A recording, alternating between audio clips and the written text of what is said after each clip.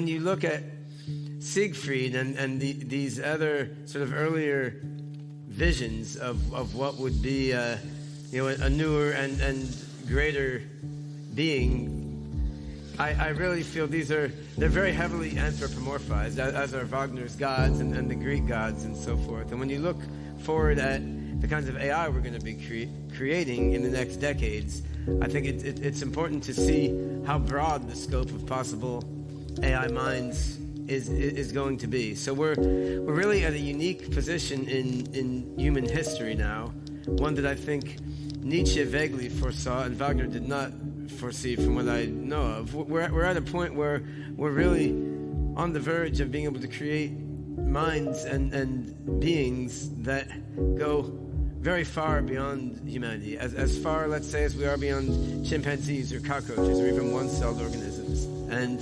that's an amazing thing, and it's unique in the history of life on Earth or humanity, right? So it's not going to begin that way.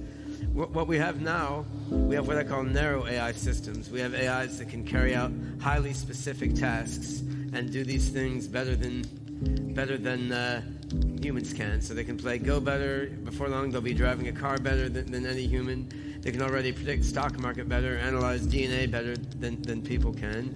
But they don't understand the broader context in which they're operating. So they're used as tools by people rather than being autonomous, intelligent agents, right? And the next step, which I described in my book that you mentioned, the AGI revolution, the artificial general intelligence revolution, the next step is going to be AIs that are able to generalize far beyond their domain of experience, which requires not just solving well-defined technical problems, it requires imagination and creativity and the ability to take a bold leap into the unknown.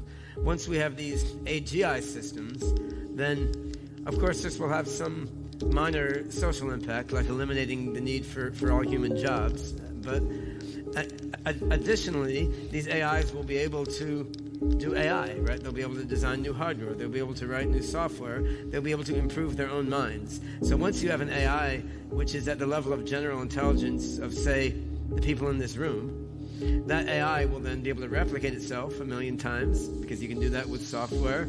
It will be able to improve its own hardware, introspect into its own mind and software, and improve itself. But then once it's made itself a little smarter, it will be even smarter at making itself smart. And then you will repeat, and this is how you will get a mind that is tremendously superhuman, not a superman as Nietzsche called it, but a supermind, a super being. And you have to imagine at a certain point this sort of AI will leave humanity as such far behind, just as we've left fish and one-celled organisms far behind. But the scope of possibilities is really quite broad, and people tend to anthropomorphize tremendously and think that, AI minds going beyond humanity, they're either going to be our slaves or they're going to want to imprison us or oppress us. We tend to envision these AIs as somehow entering into human drama and human emotion and human society, whereas actually, if you think about how we relate to ants or squirrels, we have no desire to mess with their love lives or argue with them over a leaf or an acorn or something, right? We're just occupied with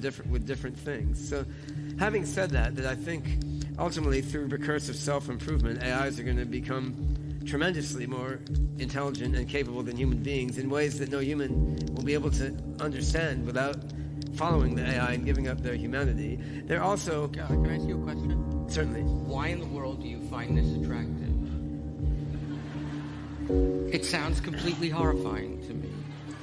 That is to say, if they will not be perfected human beings, which you're saying they won't be, they will be an entirely new class of being, then we're talking about something that will affect the human world in a way that will make it unrecognizable to us. Extinct. Well, do you think that humans are undesirable because they're not simply upgraded and improved rats? No, I don't. No. There is... But a rat might. Well, a rat might, but there is... you reminded me, there's a passage that I loved in an early 17th century Jewish philosopher who lived in Prague. And what the philosopher says is, he begins by saying that the human being is, and it's the standard medieval definition, he says the human being is the creature who aspires to perfection. that is the definition of the human. But then he turns the screw in one more time, and he says, and in such a creature whose definition is the aspiration to perfection, perfection itself would have to be accounted a flaw and a shortcoming. Because that is not what we are. That is not what we are. I mean, the limitations that you or others want to transcend and go beyond are actually the conditions of our definition. In other words, there are people who want to become, who fantasize about immortality. But if you study human life, you realize that the relationship between human meaning and temporality and time is so great that if you sever that connection, you may get some new kind of creature, but it's not clear that redemption will be meaningful to the creature who's redeemed. I don't understand. You see, it all sounds, the fact that we can do it doesn't mean that we should. I mean, this is the case with, Well, there's a number of issues here. So one is whether this advent of super intelligences is likely to happen. The other is whether it's desirable in some general sense. The other is why I personally think it's a good thing. And the first one of these is easiest. I think it's going to happen because advanced AI technology has so much economic and humanitarian value. Each step along the way, the AIs that people build are making money for people, and they're delivering good by curing diseases, by eliminating human drudgery. So it's not like nuclear weapons that blow people up and don't have much use otherwise. I mean, AI is being developed globally because what you said is that you want to that ultimately it would eliminate humanity, human beings. You're talking about another form. I did not say it will eliminate human beings, but by any means. And humans have not eliminated ants, squirrels, or bacteria either. They still exist. And each of these forms of life and intelligence has its own beauty and integrity. And the fact that humans are more generally intelligent than rats or bacteria doesn't mean they don't have their own intrinsic aesthetic or moral value. In your book you also write, getting old and dying is, with capital letters, a very bad thing. Better frozen than rotten. I love that sentence.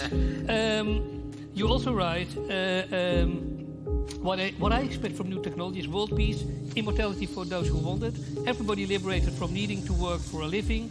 I want to radically transform humanity for the better. But again, that's Leon's... This gets back to one of Wagner's psychological defects that Nietzsche pointed out, which is the exaltation of death as something so amazing and beautiful. And of course, we can find beauty in everything. I mean, you can find beauty in torture or in a disfigured corpse if you're a great artist. On the other hand, I think on balance, we'd be better off if we didn't have to get old and die. And the fact that people have found a way... But why is that? Why do you think that? I mean, putting the pain aside, it would be much better if we could sicken and die without pain.